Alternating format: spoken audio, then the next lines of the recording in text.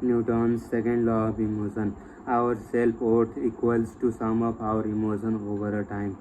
Our self-worth equals the sum of our emotion over the time. Let's return to the punching example.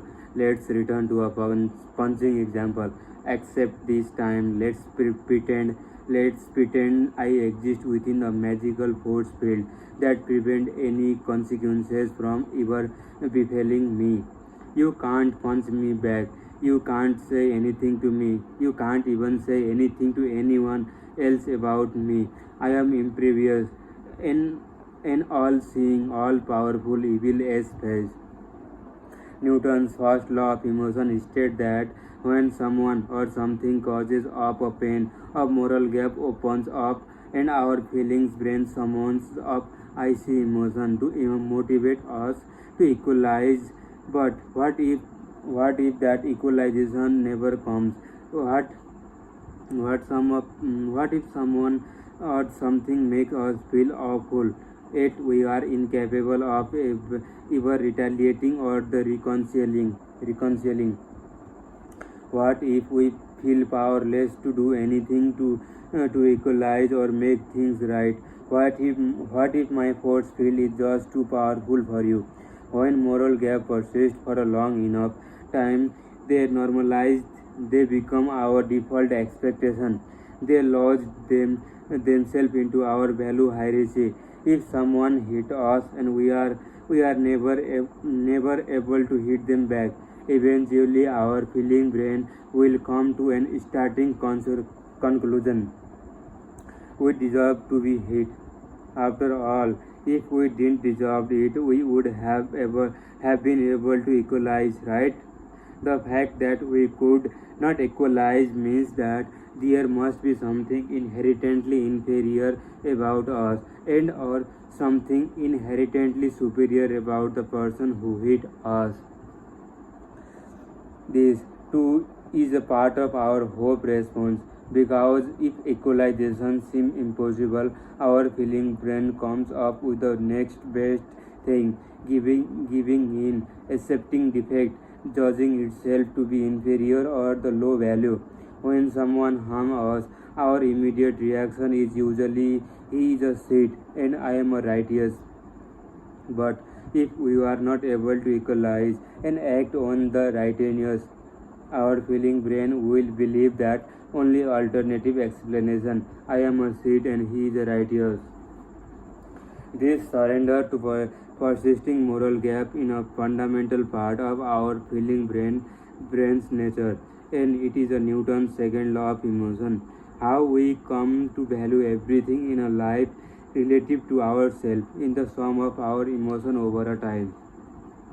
This surrender to an acceptance of ourselves as inherently inferior is often referred to as a shame or the low self-worth. Call it what you want, the result is the same. Life kicks you around a little bit and you feel powerless to stop it. Therefore, your feeling brain concludes that you must deserve it. Of course, the reserved moral gap must be true as well. If we were given a bunch of stuff without earning it, participation trophies and great inflation and gold medal for coming in a ninth place, we falsely come to believe ourselves inherently superior to what we actually are. Therefore, develop a deluded version of high self-worth, or as it's more commonly known as being an asshole. Being an asshole. Self-worth is a contextual. If you are bewildered by your geeky glasses and funny nose as a child, your feeling brain will know that you are a dupe.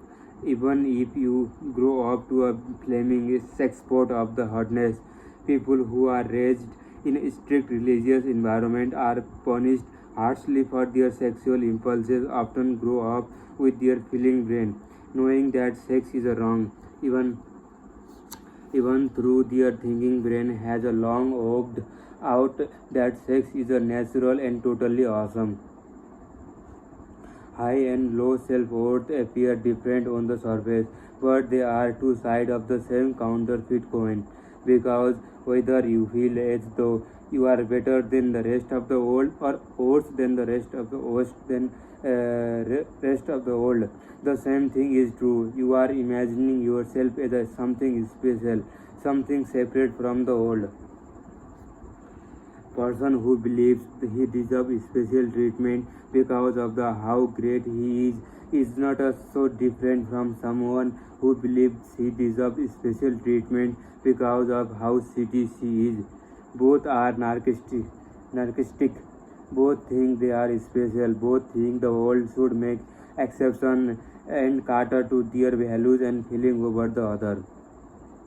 Narcissists will oscillate between feelings of superiority and inferiority. Either everyone loves them or everyone hates them. Everything is amazing or everything is fucked. An event was either the best moment of the life or traumatizing. With the narcissistic, there is no in between because no recognition the nuanced indecipherable reality before him would require that he relinquish his privileged view that he is somehow special. Mostly narcissists are unbearable to be around. They make everything about them and demand that people around them do the same. You will see this high-low self-worth switch hero everywhere if you keep an eye out for it. Mass murderer, dictator, Winnie Kids, your obnoxious aunt who ruins Christmas every year. Hitler preached that the world treated Germany so poorly after the World War I only because it was afraid of German superiority. And in California, more recently, one disturbed gunman justified trying to shoot up a sorority house with the fact that while a woman hooked up with inferior men, he was forced to remain a virgin.